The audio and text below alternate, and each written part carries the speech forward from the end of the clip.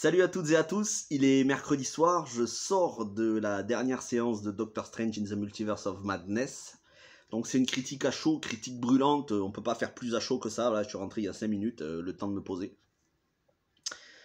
Ça va être une critique avec une petite partie spoilers, parce que ça va être extrêmement difficile de vous parler de ce film sans spoiler. Une petite partie spoiler sur ce que j'ai aimé, moins aimé, voire pas aimé du tout. Et ensuite, je vais spoiler dans une autre partie, vous inquiétez pas, il y aura l'alerte spoiler, je vais spoiler tout le film. Doctor Strange, c'est le film qui était le plus attendu probablement de la phase 4, avec Spider-Man No Way Home, on a vu, hein, Spider-Man No Way Home, j'avais fait une critique, voilà, je me suis exprimé dessus, je ne vais pas y revenir, vous savez ce que j'en pense. Doctor Strange, c'est Sam Raimi. Le grand Sam Raimi de la trilogie Spider-Man, un des réalisateurs qui a fait les tout premiers films de super-héros au XXIe siècle. Sa maestria en termes de réalisation n'est plus approuvée, ça va faire partie des gros points forts du film. Il était attendu parce que c'est une sorte d'Avengers quelque part du multiverse. Parce qu'on nous promettait un nombre de caméos incroyable, que ça se déroulerait dans plein d'univers différents, dans le multivers. On avait déjà commencé à avoir un gros aperçu avec Marvel What If. Et c'est un film qui nécessite, peut-être plus que les autres, qui nécessite d'avoir vu les différentes séries du MCU. Et là, je ne parle pas seulement des films, je parle des séries. À savoir WandaVision, qui est indispensable pour comprendre le film, mais aussi Marvel What If, éventuellement Hawkeye, encore que ce ne soit pas indispensable. Voilà, il faut avoir vu plusieurs séries du MCU pour bien tout comprendre, les tenants et les aboutissants, et éventuellement même Spider-Man No Way Home. Alors, je vais commencer par les points positifs, qui sont plus nombreux, mais j'ai quand même un gros point négatif, et je ne pourrais pas vraiment rentrer dedans, sans spoiler, donc je commence par le positif. En matière de réalisation, voilà ce que j'attends d'un film Marvel, c'est-à-dire une claque à tous les niveaux de la réalisation, en matière de mise en scène, des idées visuellement, mais on avait déjà vu dans la bande-annonce, ça envoyait du lourd. Sachez que la bande-annonce, c'est à peine 2 minutes de tout le film, et que tout le film est fou. J'avais l'impression d'être sous LSD. C'est une espèce de stroboscope, un kaléidoscope géant. Je ne sais pas si vous avez déjà eu un kaléidoscope, vous regardez à l'intérieur, vous tournez le kaléidoscope, et avec les différents morceaux de verre et de miroir, vous allez avoir plein d'asymétries. C'est exactement ce qui se passe dans le film. C'est un film visuellement fou.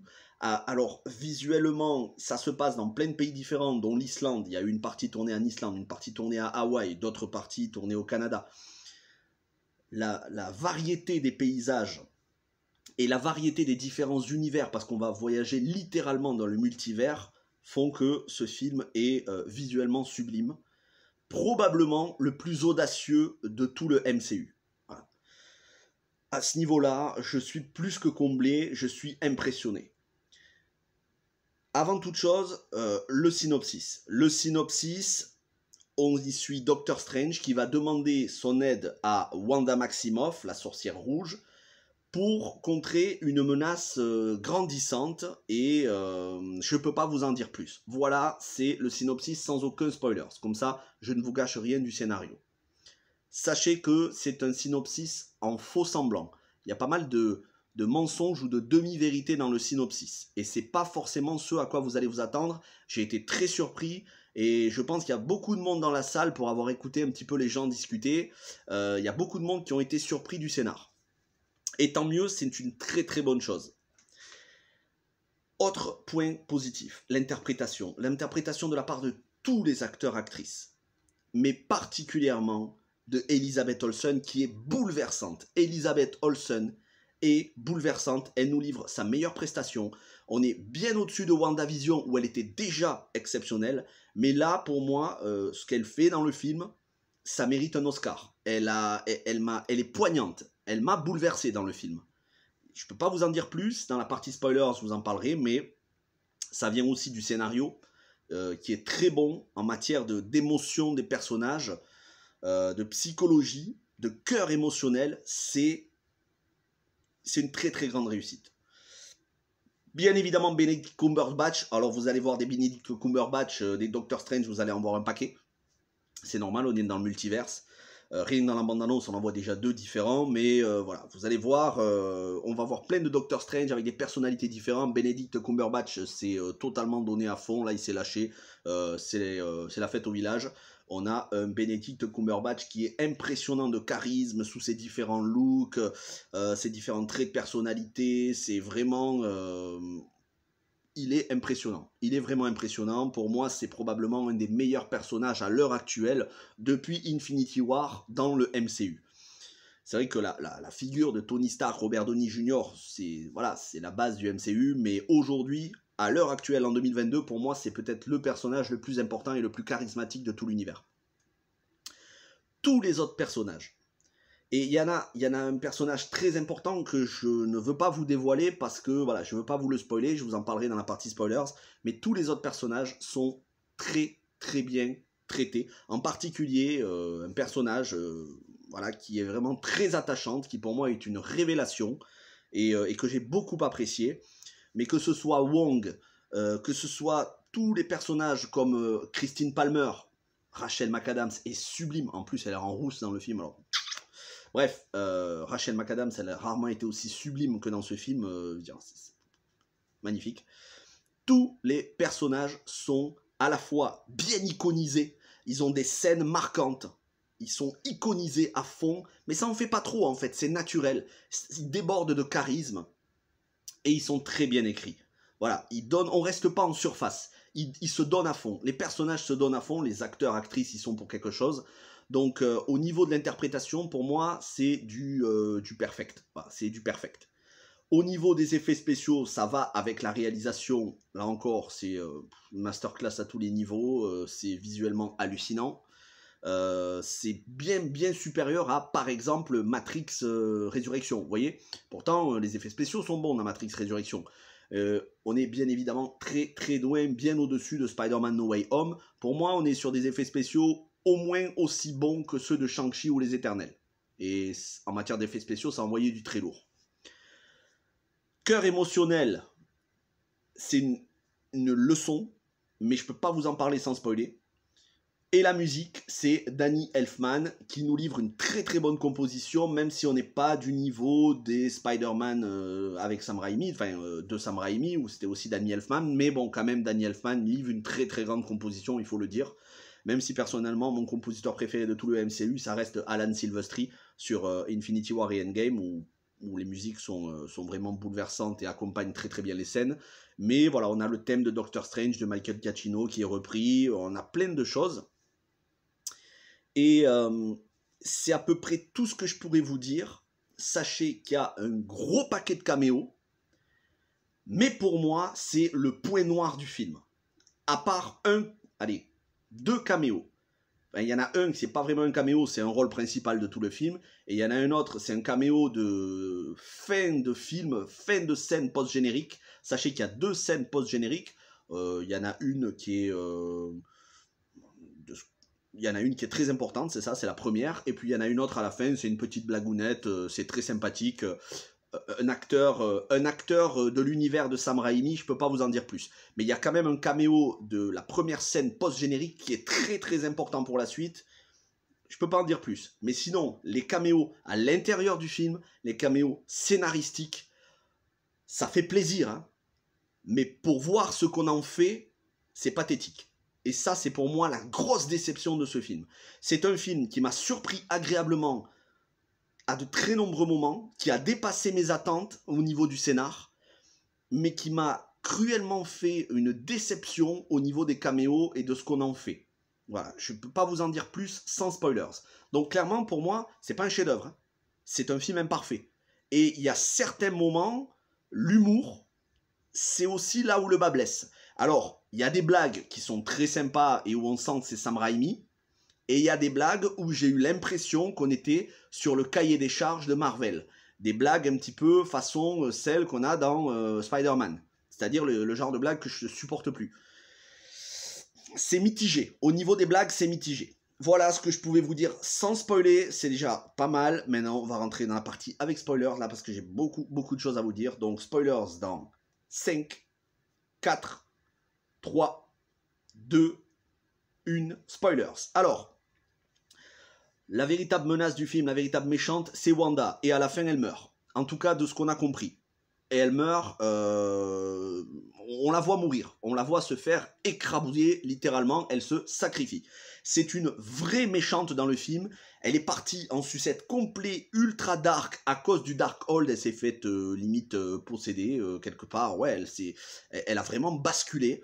Elle va se livrer à des actes d'une grande violence, d'une grande sauvagerie. Il y a du gore dans le film, ça m'a surpris. Il y a des morts, on voit du sang et on voit des crânes qui sont broyés. C'est chaud pour un film. Personnellement, je le mettrais pas tout public. Je le mettrais pas tout public. Alors après, ça mérite peut-être pas un moins de 12 ans, mais un petit accord parental, c'est nécessaire. Donc c'est vraiment Wanda, la grosse méchante du film, et on arrive à la fin de son arc en fait. Ça suit WandaVision, elle est tellement obsédée par le fait de vouloir des enfants qu'elle ne peut pas avoir, qu'elle s'est enfermée dans une sorte de rêve, et comme elle sait qu'elle ne peut pas le concrétiser dans notre univers, elle va essayer de parcourir le multivers à travers le personnage de America Chavez, qui est centrale dans le film et que l'on voit dès la première minute, et ça m'a surpris parce que je ne pensais pas qu'elle aurait un rôle aussi important. Elle est quasi à égalité avec Doctor Strange et WandaVision. Donc c'est 50-50-50, enfin c'est un tiers, un tiers, un tiers. Donc elle va vraiment se livrer à des actes assez cruels, assez violents, et c'est malheureusement la fin de Wanda. Alors j'espère, on peut toujours espérer qu'on la revoie dans le MCU. Je sais pas comment ils vont faire, parce qu'à un moment donné, si les personnages qui meurent, ils font que revenir, ça tue un peu la crédibilité et l'émotion. Mais là, clairement, dans le film, elle est morte. À la fin, elle meurt. Donc Wanda n'hésite pas à s'en prendre à tous les magiciens et tous les sorciers de Camartage. Elle n'hésite pas à prendre le contrôle d'une Wanda Maximoff d'un autre univers en la faisant souffrir, en tuant tous les Illuminati. Alors ça, c'est le truc qui m'a saoulé, mais profondément. Mais je vais y revenir. En tout cas, c'est vraiment la grosse méchante du film. Doctor Strange, face à ça, on sent que, quelque part, il a du mal. Il a du mal et il est obligé d'avoir plusieurs Doctor Strange pour l'aider. À la fin, en fait, c'est America Chavez qui arrive non pas à la vaincre, parce qu'en fait, la sorcière rouge, tout simplement, elle est quasi invincible, en fait. Mais ils arrivent à la raisonner. Ils arrivent à la raisonner pour qu'elle arrête son carnage et qu'elle comprenne que en fait c'est égoïste.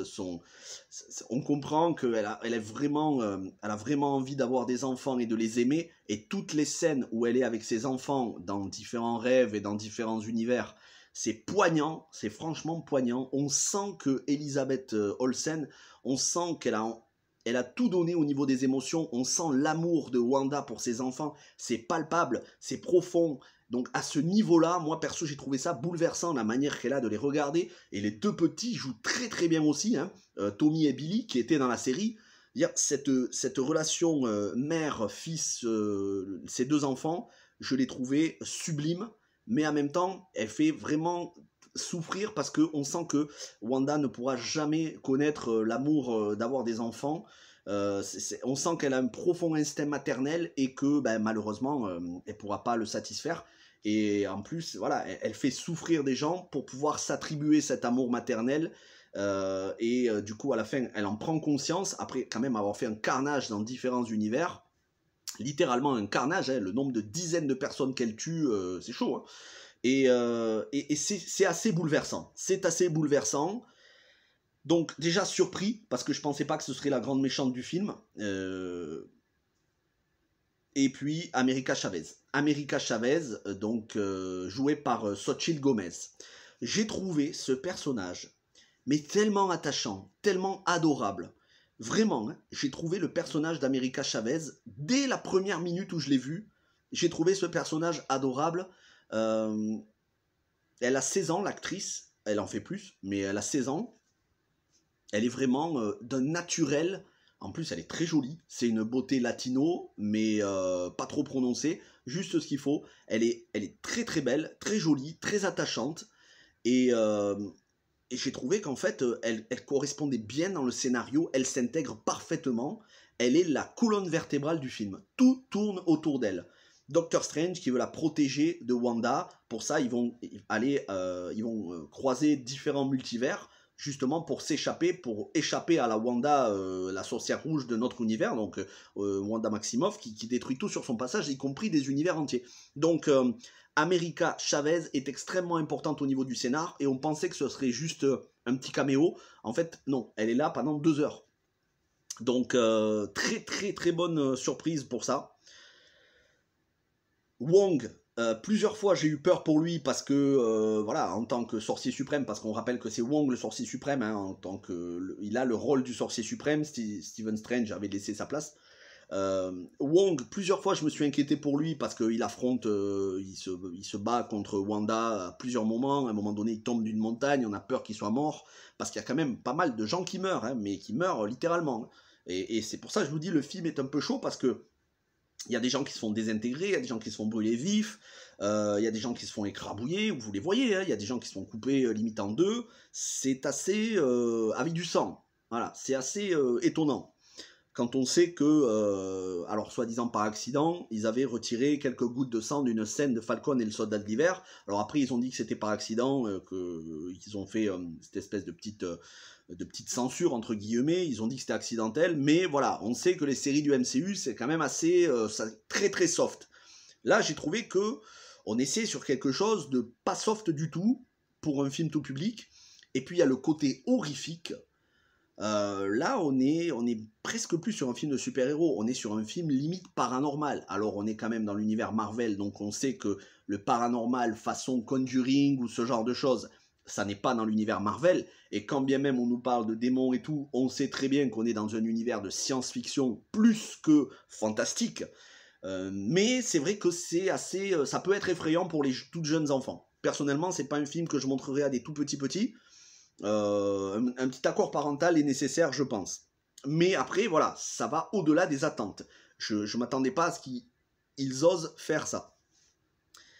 Et puis, on croise différents univers, et là c'est fou parce que au niveau de la réalisation, on va croiser tous les différents univers, y compris du What If, où on va avoir nos personnages qui vont avoir une version animée. Alors ça dure quelques secondes, mais une version animée d'eux, façon Marvel What If. Je me demande si c'est pas l'univers de X-Men 97, une des prochaines séries Marvel du MCU. En tout cas, voilà, au niveau du multivers, là, on sent qu'on est vraiment à fond dans le multivers.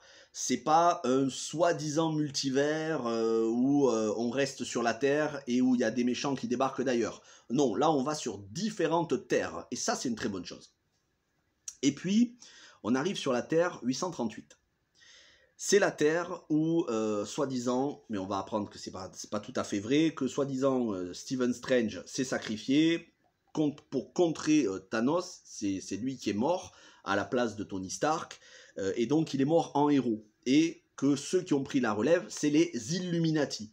Mais en fait, on va apprendre que c'était pas tout à fait vrai, c'est parce que Stephen Strange, il avait causé la destruction d'un univers en utilisant le Darkhold à des fins, on va dire, bénéfiques, mais en fait, son pouvoir l'a dépassé et il est devenu une menace et il a accepté d'être exécuté par un des Illuminati, en l'occurrence Flèche Noire.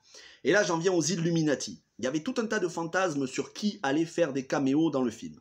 Ma plus grosse déception, c'est de ne pas avoir vu Tom Cruise. Alors, bien évidemment, c'était une rumeur, et il ne fallait pas s'attendre à le voir, mais c'est vrai qu'on nous avait chauffé quand même, Tom Cruise en Iron Man. Et c'est ça le gros problème des rumeurs, c'est qu'on commence à se chauffer tout seul, mais c'est normal, c'est l'ère des réseaux sociaux, et quand c'est tweeté, retweeté des dizaines et des centaines de milliers de fois dans le monde, bah à un moment donné, vous vous attendez, vous vous dites, peut-être, il y a moyen, il y a possibilité, surtout quand on sait que Tom Cruise avait été, il y a très longtemps, envisagé avant Robert Downey Jr. Donc on se disait, ah, peut-être qu'il y aura Tom Cruise qui va faire un Iron Man. Ça n'est pas le cas. Mais en même temps, quand je vois ce qu'ils ont fait des Illuminati, quelque part je me dis tant mieux, parce que c'est pas digne de Tom Cruise. Les Illuminati, où on a des acteurs d'exception, où on a des acteurs qui ont été annoncés depuis très longtemps, John Krasinski en Reed Richards des 4 Fantastiques, ça m'a fait tellement plaisir de le voir. Imaginez-vous, ça veut dire que probablement, dans le film Les 4 Fantastiques, on aura un John Krasinski avec une Emily Blunt qui fera Susan Storm. Vous voyez, pour moi, c'est un des meilleurs couples de cinéma, parce qu'ils sont en couple dans la vraie vie. C'est un des meilleurs couples de cinéma, et John Krasinski est un excellent acteur. Si vous connaissez un petit peu les séries dans lesquelles il a joué, il est très très bon le mec. Et puis bon, sans compter Sans un bruit, 13 Hours et tout le reste. Donc, voilà, je vois John Krasinski, je me dis, ce mec envoie tellement du charisme. Il est posé, il est baraqué au niveau muscle, le costume est stylé. À côté, je vois Lashana Lynch, Monica Rambeau, qui fait Captain Marvel, ultra stylé, le costume et tout, en gris argenté. C'était pas prévu, alors ça, je m'étais fait spoiler sur Twitter, malheureusement. Ensuite, je vois Mordo, bon mais ça, on savait, on l'avait vu dans la bande-annonce, Mordo, mais c'est pas le Mordo du premier Doctor Strange, c'est le Mordo d'un autre univers. Bon, il n'a pas vraiment d'importance, il se fait balayer en 2 temps 3 mouvements, à un moment donné, voilà, il se bat contre Doctor Strange. Il n'a pas vraiment d'importance dans le scénar, Mordo, c'est juste pour dire, vous voyez, on l'a mis. Mais tu en as 2 autres. Tu as Flèche Noire, Anson Mount, qui joue dans les Inhumans. Et là, c'est... alors, quelque part, ça fait plaisir, mais moi, j'ai pas vu la série Inhumans, donc pour ceux qui ont vu la série, ben, ça doit faire plaisir, sûrement. Mais en même temps, la série a été tellement désavouée par Kevin Feige et tout le monde qui ont dit que c'était une catastrophe comme série. Il n'y a même pas eu de suite, elle a été annulée. Et officiellement, elle ne faisait pas vraiment partie du MCU. C'était pas du Marvel Studio, en tout cas de ce que je sache. Je crois que c'était Marvel Télévision. Vous me direz dans les commentaires si c'est ça. Mais moi, je ne l'ai pas regardé. Donc, ok, c'est bien de l'avoir fait venir, mais c'était pas un personnage indispensable. Par contre, et là j'ai été tellement content.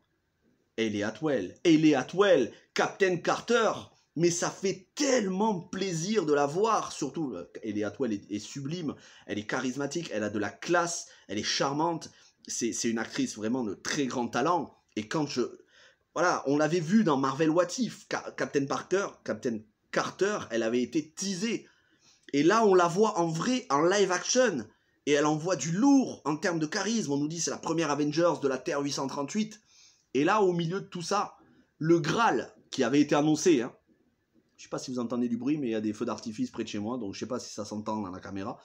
J'espère que ça ne va pas durer trop longtemps. Bref, donc, Captain Patrick Stewart, Charles Xavier. Patrick Stewart, Charles Xavier, 10 films, quasiment 10 films X-Men, hein, presque 10 films. C'est Patrick Stewart, les gars. Il arrive, il est là avec sa chaise roulante, volante, tout ce qu'on veut et tout. Quand tu as une équipe de rêve comme ça, quand tu as des acteurs qui sont mythiques, qui ont joué dans tellement de films de super-héros ou dans le MCU, tu as un concentré d'épiques, et ils se font déboîter, mais du sale. Elle leur fait du sale. Wanda leur fait du sale. Anson Mount, qui avait annihilé, qui avait désintégré Doctor Strange. Donc, quelque part, le mec est baraqué. Il se fait éclater, il se fait broyer le crâne en un claquement de doigts. C'est le cas de le dire.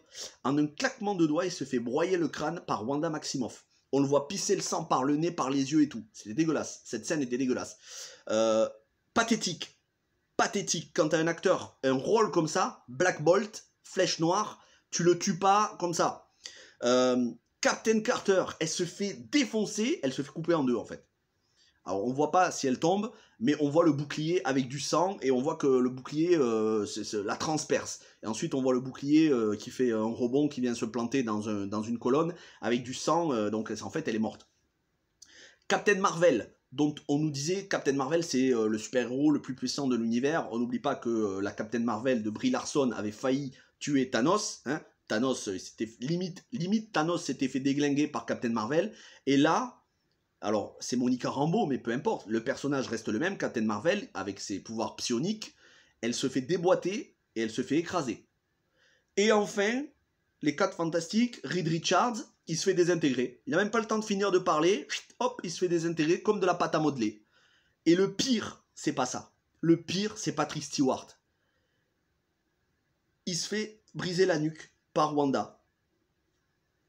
Même pas, il a eu le temps de... Il rentre dans l'esprit de Wanda, il va essayer de libérer Wanda, enfin il rentre dans l'esprit de la sorcière rouge, il va essayer de libérer Wanda, il a la sorcière rouge qui arrive, clac, elle lui déboîte le crâne. Ça y est, le mec est mort. En l'espace de moins de 10 minutes, tous les Illuminati se sont fait déboîter de manière très sale. Ça, je ne l'accepte pas. Ça, je ne l'accepte pas. Autant ne pas les mettre, ou alors... Faites pas ça, quoi. Faites-en un ou deux. Mais mettez pas des personnages mythiques avec des acteurs d'un très grand talent qu'on attendait depuis tellement longtemps. John Krasinski en Reed Richards, Hayley Atwell en Captain Carter, Patrick Stewart en Charles Xavier. On les attendait depuis tellement longtemps et ils se font déboîter en 5-10 minutes. Pour moi, c'est une déception. C'est une déception. Alors, ça ne remet pas en cause la qualité globale du film qui reste très très bonne. Mais je peux pas dire que le film est un chef-d'œuvre. C'est impossible pour moi de dire que le film est un chef-d'œuvre. Il est très bon, mais certainement pas un chef-d'œuvre. C'est limite, tout ce passage sur la Terre 838, c'est limite une vaste blague. Je l'ai très mal pris. En tant que fan de ces personnages, parce que avant d'être fan du MCU, je suis fan de X-Men, que j'ai découvert en 2000, avec le tout premier. J'ai lu pas mal de... Sur les 4 Fantastiques, pareil, j'ai découvert les tout premiers films et j'attendais beaucoup de John Krasinski en Reed Richards. Ça faisait des années que c'était à l'état de rumeur. Dire et alors Hayley Atwell en Captain Carter, je suis sûr qu'il y en a plein d'entre nous, quand vous avez vu le film, vous avez dit mais non, c'est pas possible, elle peut pas finir comme ça. C'est Hayley Atwell, quoi. C'est Peggy Carter. Elle se fait déboîter. C'est n'importe quoi. C'est pas digne des personnages. C'est ce que j'essaye de vous faire comprendre. C'est pas tant le fait qu'ils meurent, c'est qu'ils sont beaucoup en très peu de temps, et pour des personnages qu'on attendait beaucoup, les faire s'en débarrasser comme si c'était des torchons qu'on mettait à la lessive, quoi. C'est pas digne. C'est pas digne. Franchement, c'est pas bien d'avoir fait ça. Donc, quelque part, je me dis que non seulement on les désiconise, mais je me dis que heureusement qu'il n'y a pas eu Tom Cruise en Iron Man qui se soit fait tuer par Wanda, parce que là, moi, Tom Cruise, c'est mon acteur préféré, j'aurais pété un câble. Mais vraiment, j'étais pas bien pendant la séance. Quand j'ai vu ça, je dis, mais franchement, c'est... Pour moi, j'ai eu l'impression d'un film un peu méta, mais qui s'assumait pas. Vous voyez Matrix 4, que beaucoup ont détesté et que moi j'ai beaucoup aimé. La première heure du film se moque des 3 premiers Matrix. C'est totalement méta, jusque dans la scène post-générique. Mais c'est assumé.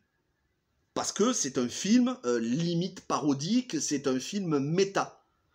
Là, c'est pas un film méta. Et pourtant, t'as des persos iconiques qui se font déboîter salement. Ben ça, je suis désolé, mais moi, c'est une immense déception. Voilà. Et quelle que soit la justification, parce que vous allez me dire, oui, mais tu comprends, c'est... En fait, non. Il n'y a pas de... Je comprends. Pour moi, c'est une mauvaise idée. C'est une mauvaise idée. Mettez moins de caméos, mais faites des morts épiques. Voilà. La mort de Wanda à la fin, elle est épique parce qu'elle prend conscience de la gravité de ses actes, elle prend conscience qu'elle ne pourra jamais être mère et elle décide de se sacrifier parce qu'elle représente une trop grande menace. Donc, quelque part, elle finit comme une héroïne, c'est-à-dire que le bien reprend le dessus, elle a envie de se sacrifier pour pas faire plus de mal, c'est héroïque. Ça, c'est une mort épique. La mort des Illuminati est claquée au sol. Franchement, c'est une blague. Après, il y a l'humour, comme je vous disais, il y a des petites blagues comme l'apparition de Bruce Campbell qui fait Pizza Papa avec ses pizza balls. Ça, c'était génial parce que Bruce Campbell, un habitué de Sam Raimi, bah, ça fait plaisir de le revoir. Ash versus Evil Dead. Donc ça fait plaisir. Même jusque dans la dernière scène post-générique, le gag est vraiment sympa. Mais à côté de ça, quand on nous dit Doctor Strange qui apprend à America Chavez qu'il y a un Spider-Man, il dit ah bon, Spider-Man c'est quoi? Il dit c'est un homme araignée. Il dit ah bon, mais il peut coller ses fesses, contre un mur. Vous voyez, ce genre de blague est claqué au sol. Faut pas faire ça en fait. Faut pas désiconiser. Quand bien même c'est Sam Raimi. Mais je pense que Sam Raimi a eu un cahier des charges. C'est-à-dire qu'il a eu une certaine liberté. Quand il fait venir Bruce Campbell pour faire un petit caméo, ça c'est pas obligatoire, mais il a eu la liberté de le faire. Mais je pense quand même qu'il y a de l'humour un petit peu débile, humour ado, vous voyez, 10-15 ans, humour collégien, qui ne marche pas du tout. Et je pense que ça c'est un cahier des charges. Et je trouve qu'on se dirige beaucoup trop vers ça. C'est déjà le cas dans Spider-Man, c'est le cas maintenant dans ce Doctor Strange. J'ai l'impression que ça va être le cas, c'est déjà le cas dans Thor, la bande-annonce de Love and Thunder, avec cette espèce de petite rivalité débile entre Chris Pratt et Chris Hemsworth. J'apprécie pas ce genre d'humour. Mais soit, ça reste quand même léger.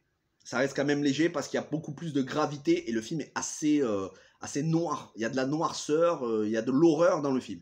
Il y a de l'horreur vraiment. Malgré tout, voilà, j'ai ce petit côté un peu amer de me dire tout ça pour ça. C'est dommage. C'est dommage, on aurait pu aller beaucoup plus loin. Ceci dit, j'ai quand même hâte de voir la suite. Maintenant, America Chavez fait partie de notre univers, l'univers du MCU. Hein. Donc, étant donné qu'elle arrive à maîtriser son pouvoir de passer dans les différents univers, ben, forcément, on va de nouveau avoir affaire au multiverse dans la phase 4, dans la phase 5 et dans probablement toutes les autres phases. Ça, c'est bien, c'est une très bonne chose. Maintenant, j'espère que les prochains caméos ou les prochains gros caméos qu'il y aura serviront à quelque chose, pas comme ont servi les Illuminati, c'est-à-dire à rien du tout. Et puis dernière chose, et là ça m'a fait très plaisir, et pourtant c'est pas une actrice que j'aime, c'est une actrice que j'aime pas vraiment, mais je trouve qu'elle a un talent énorme, c'est Charlize Theron. Pourtant vraiment, je vous dis, l'actrice, enfin, l'actrice je l'aime, mais la personne en dehors, sur les plateaux télé, je l'apprécie pas vraiment. Je la trouve, pour plein de raisons, je l'apprécie moyennement. Mais je trouve que c'est une formidable actrice. Et la voir dans le rôle de Cléa, dans la première scène post-générique, qui vient dire à Doctor Strange, il faut qu'on referme plein de trous que tu as fait dans le multiverse. Déjà, elle est stylée, son look est stylé. On sent que ça va être un duo qui va envoyer du lourd dans les prochains films Marvel. Très content que Charlize Theron fasse partie du MCU. J'ai hâte de la voir, peut-être on la verra dans une série à elle, peut-être dans un film qui s'appellera Cléa, Cléa in the Multiverse, j'en sais rien, peu importe. Mais ça fait très plaisir quand t'as une actrice comme Charlize Theron, ça envoie du très très lourd. À quand DiCaprio et Tom Cruise? À quand DiCaprio et Tom Cruise dans le multiverse? Ouais, voilà. On sait qu'on va avoir Christian Bale dans Thor Love and Thunder, qui fera Gore. On sait qu'on va avoir Russell Crowe, qui fera Zeus. Donc des très très gros acteurs. On avait déjà eu Robert Redford. Maintenant, voilà, il faut faire venir... on a eu Jamie Foxx. Willem Dafoe, donc des gros acteurs, Alfred Molina. Ben maintenant, il faut faire venir DiCaprio, il faut faire venir Tom Cruise, faut faire... allez-y, envoyez du lourd, parce que... Voilà, Charlize Theron, quoi. Charlize Theron, maintenant... ben oui, le MCU prend de plus en plus de crédibilité. Bon, alors il en avait déjà pris, il y a de la crédibilité. Mais c'est vrai que là, c'est des pointures qui viennent jouer dans le MCU. Et ça fait très plaisir de voir de grands acteurs, actrices comme ça. À condition que les prochains films soient meilleurs, parce que voilà, faut vraiment faire des films sérieux. Les Éternels, c'était sérieux. Ok, il y avait un peu d'humour avec le personnage de Kumail Nanjiani et Bollywood, mais ça restait limite. Sur un film de 2h30, des Éternels, on sentait que c'était un vrai film d'auteur, où il y avait l'humour qui est très bien géré, mais où il y avait surtout beaucoup de contexte, d'aspects historiques. Ce Doctor Strange, il est très dark, mais il y a des choses totalement inutiles. C'est dommage, du coup il est un peu plombé. Dernier point négatif, entre guillemets, mais ça c'est strictement personnel. On nous avait dit oui, America Chavez, le film est interdit, je sais plus dans certains pays, je crois que c'est au Qatar ou en Chine, parce que le personnage est soi-disant lesbienne. Elle n'est pas lesbienne du tout dans le film. C'est ses mères qui sont lesbiennes. Donc, c'est le petit côté woke inclusif de Marvel que je n'aime pas du tout, pour dire, vous avez vu, on est gay-friendly, homoparentalité, c'est beau, c'est mignon, c'est génial. Non, c'est pas génial, on va pas non plus faire la fête parce qu'ils ont mis un couple de lesbiennes dans le film. C'est pas non plus... c'est pas une... Je suis désolé, mais moi, cette inclusivité à tout va, c'était déjà un point négatif pour moi des Éternels, c'était pas nécessaire en fait. C'est juste... On sent que c'est ajouté au cahier des charges de l'inclusivité et de la diversité woke, sauce Disney. Donc c'est une scène qui ne dure pas très longtemps. C'est pour ça que pour moi ça n'impacte pas le film. Mais je peux comprendre que en Chine ou d'autres, ils en aient marre de ce genre de choses parce que la sauce wok, c'est bien dans les restos chinois. Mais au niveau progressisme, non. En fait, c'est absolument pas nécessaire pour le film. Alors j'imagine bien hein, que la communauté LGBT, ils sont contents, ils ont vu un couple lesbienne, vous avez c'est super, c'est génial. Mais en fait, c'est pas utile. C'est juste pas utile. Voilà. Donc je peux comprendre que ça en agace certains, c'est mon cas. Mais ceci dit, faut quand même se montrer nuancé. Ça n'impacte pas le film scénaristiquement et ça ne gâche pas le plaisir de visionnage. Ça reste un détail. Un détail qui n'était pas nécessaire, mais ça reste un détail. Un petit peu comme le personnage là joué par Brian Tyree Henry dans Les Éternels. Bon, c'est ce genre d'inclusion woke, un petit à petit comme ça. c'est dommage, sinon le film est vraiment très très bon. Voilà, mais c'est strictement personnel ce que je dis, et je sais qu'il y en a certains, ça va pas les déranger du tout, mais bon, moi je suis là pour donner mon avis, c'est normal, c'est ma chaîne, mais bon, c'est un détail quand même. C'est pas non plus, on nous montre pas ça pendant 50% du film. Voilà, c'est juste 1 minute. Mais en tout cas, pour résumer en 1 ou 2 phrases, un film visuellement fou, avec une interprétation parfaite, des thèmes, notamment l'instinct maternel, l'amour d'une mère pour ses enfants, qui est bouleversant. Un film beaucoup plus gore, beaucoup plus sombre et beaucoup plus violent que prévu, mais qui est plombé par quelques blagues de mauvais goût et surtout les Illuminati, qui sont des personnages iconiques avec des acteurs charismatiques et on va dire très attendus, et qui au final c'est un pétard mouillé parce qu'ils se font déglinguer en 2 temps 3 mouvements, et en fait si on les avait pas mis dans le film, il n'y avait pas de différence. À la rigueur, le film aurait eu un aspect un petit peu plus sérieux, parce que là j'ai vraiment eu l'impression d'une mauvaise blague. Mais il y a tellement d'autres points positifs, que ce soit America Chavez, Doctor Strange, Wanda, Wong et le reste, que franchement, j'ai quand même passé un très bon moment. Je me regarderai le film, c'est clair, plusieurs fois, il n'y a aucun problème sur ça. Rien que pour America Chavez, parce que j'ai adoré ce perso, je me regarderai le film plusieurs fois.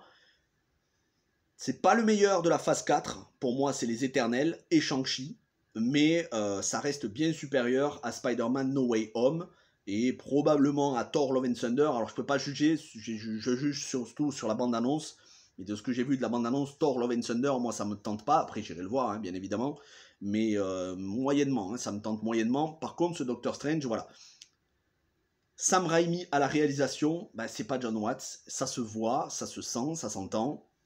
Si on avait un Sam Raimi à tous les films du MCU, ce serait des masterclass à chaque fois, en tout cas en termes de réalisation. Voilà ce que je pouvais dire sur Doctor Strange in the Multiverse of Madness. 37 minutes la vidéo, on va s'arrêter là. Merci à vous de l'avoir regardé. Moi, je vous souhaite une bonne journée. N'hésitez pas à me dire en commentaire tout ce que vous avez pensé du film. Je vais aller voir les différentes vidéos des copains, youtubeurs et tout, pour voir ce qu'ils en ont pensé. Et puis n'hésitez pas à laisser des commentaires, des pouces bleus si vous avez apprécié. Bon, si vous n'avez pas apprécié, vous ne laissez pas. Et puis n'hésitez pas aussi à aller voir le reste, notamment la critique de Moon Knight, la critique de la saison complète avec une partie sans spoilers, et puis ma critique complète de Spider-Man No Way Home que j'ai fait il y a quelques jours. On se retrouve demain pour la critique d'une nouvelle série qui se termine demain, dont je vous ferai la critique complète. Et puis peut-être une vidéo ce week-end, on verra. Sinon, la semaine prochaine, beaucoup de vidéos. Merci à toutes et à tous, portez-vous bien, et ciao tout le monde.